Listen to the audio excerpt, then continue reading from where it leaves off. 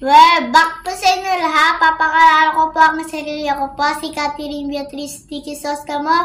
Papakalala natin ang bumabasang burao, si Paulo Quisostamo. Magandang gabi po sa inyo lahat. And then, sa bumabasang burao, wala si Michael and Beshi and Brian. So, yun. Kami mag-best friend ngayon ni Beatriz. Para kami si Lolo and the Kid. Ayan. Hindi ko napanood sa Netflix, pero sabi na maganda raw, parang story lang namin. Parati kami magkasama ni Beatriz. So, race number 1. Friday payday. Let's get ready to rumble. First choice, Tokyo Rumba. Parang ang ganda na nung tinakbo nito nung nakaraan. Medyo tingin ko nakaka-recover na. Second choice ko yung talagang pinababang Gokuste. So, kung magaling siya, mananalo siya. Kung hindi siya magaling, matatalo siya. 7, 1, and maybe 3 auspicious. Alright? Alright. Race number 2. Race number 2, doon ako sa Rule the World, baka maglutsahan. Pero advanced party, baaya rin yan. Pero matagal na hindi nakatakbo, so hindi ko alam kung nagtatakbo. Ang third choice ko ay si Sinag. Pero Willing Rich may buti rin. 5, 1, and 7. Alright? Right. Race number 3. First choice ko Malibu Bell. Pero yung tulak ng bibig na iiwanan niya pag nakalabas yan, patok. 7, 6, and 8. Right. Alright.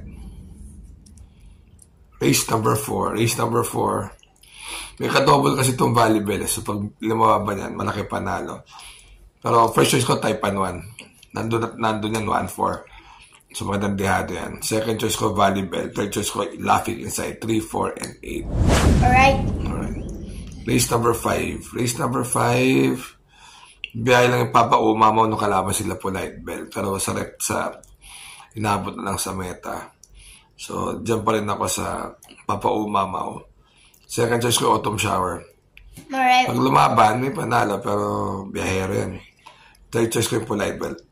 5, 2, and 6. Alright. Race number 6. Race number 6.